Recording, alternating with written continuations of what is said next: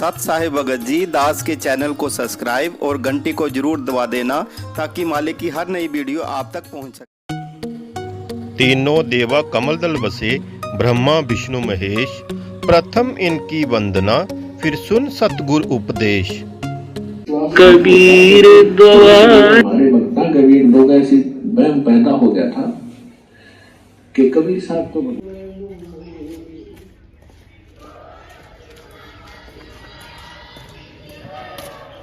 जैसे फनपति माने सर्प और मंत्र बोल देता है तो फन ऐसे कर रखा हो तो उसी को कभी सीधा करके और नीचे को हो जाता है, उस फन को इकट्ठा सकोड़ लेता है, इकट्ठा कर लेता है, विवश होकर के जमीन पर लेट जाता है, ऐसा है बनकर। तो कहते जैसे फनपति मंत्र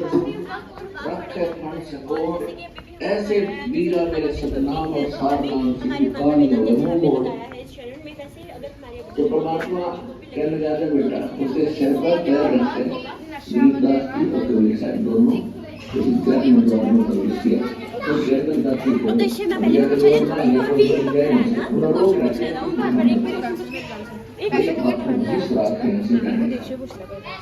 तो वहाँ अंदर जाके देखा सात संग ब्रह्मांड का अक्षय चढ़ाता है, अक्षय पुरुष। तो फिर परमात्मा गए अक्षय पुरुष के उस लोक में जहाँ उसका न्यायाधीश था, करने का एक टैक्स टोल टैक्स है। अच्छा है भगत जी, जो सतनाम के अंदर दूसरा मंत्र इसको तो यही छोड़ देंगे, इसकी कमाई इसको दे देंगे, ये हमें जाने तब देगा। और दूसरा मंत्र सतनाम में जो दूसरा अक्षर है वो है। तो वहां से फिर परमात्मा बर में द्वार में पहुंचे, जो सात शंख ब्रह्मांड पार कर सतलोक में प्रवेश होता है, वो बर बंद हुआ है साधु के रूप में से।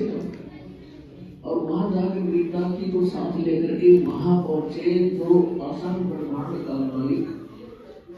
परम सिंहासन पर बैठा है, तख्त पर बैठा है। एक बहुत बड़ा गुंबद है सफेद कलर का, नूर से बने हुए सारे महल हैं, वहां नूरी सफेद हो जाता है, प्रकाश हो जाता है। और परमात्मा का जो शरीर है उसका एक रोम के बाल में कहते हैं बाल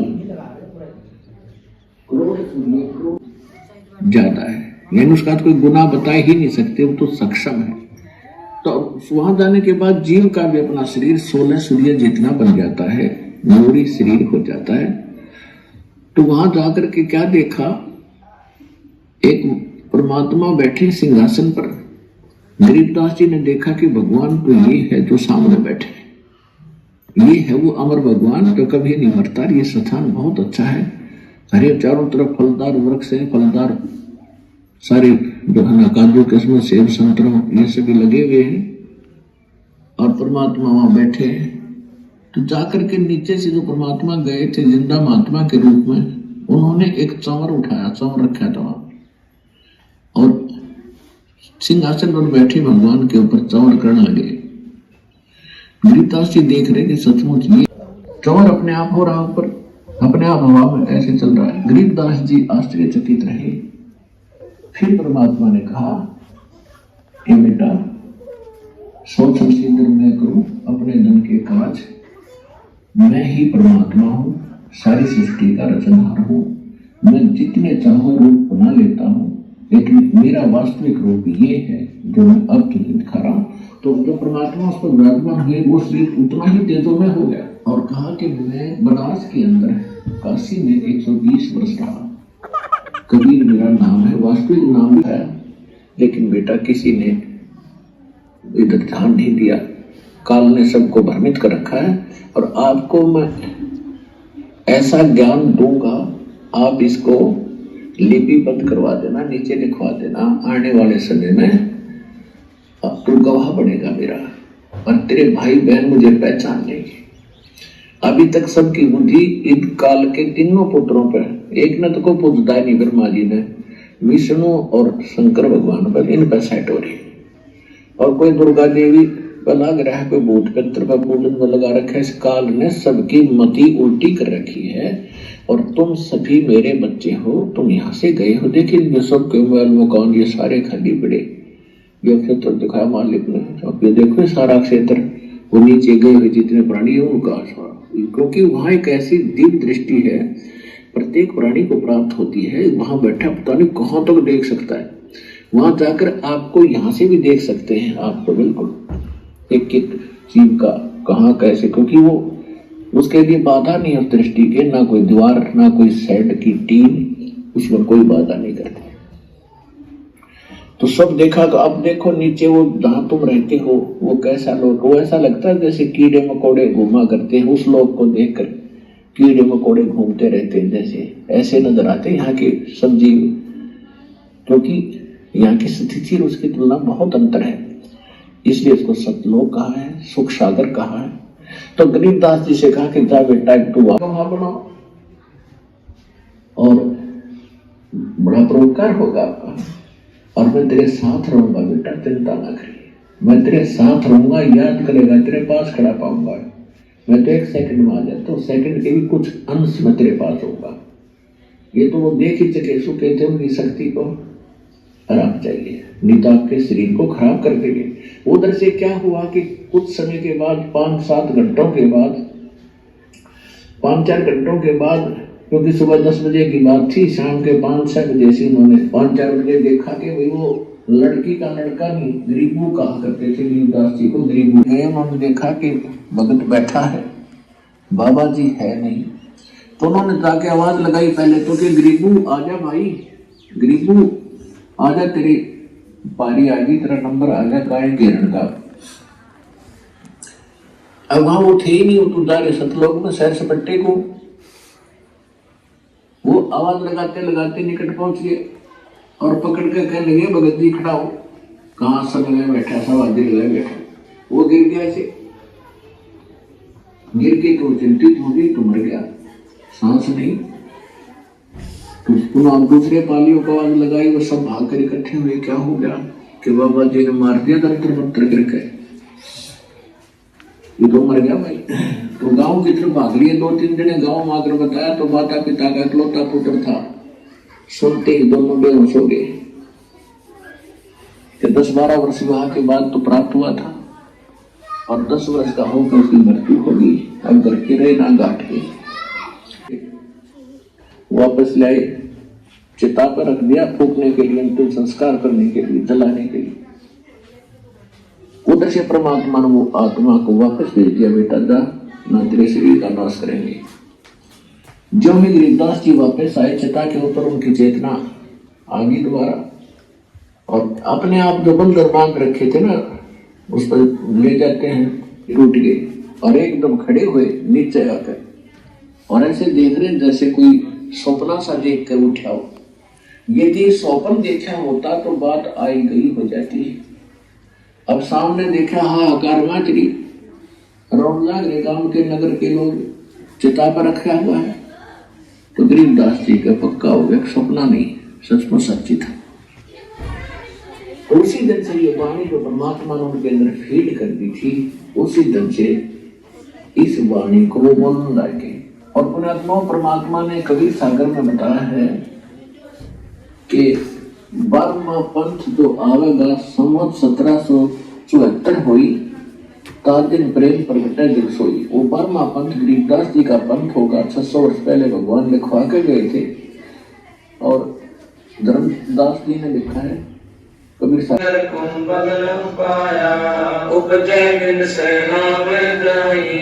मूल बीज को संसानाई, लील नाम से गरमाई,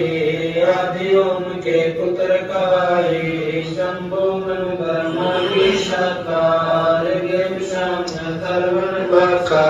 विवरत भया उतानम पाथा जाके धर्म है आत्म ज्ञाता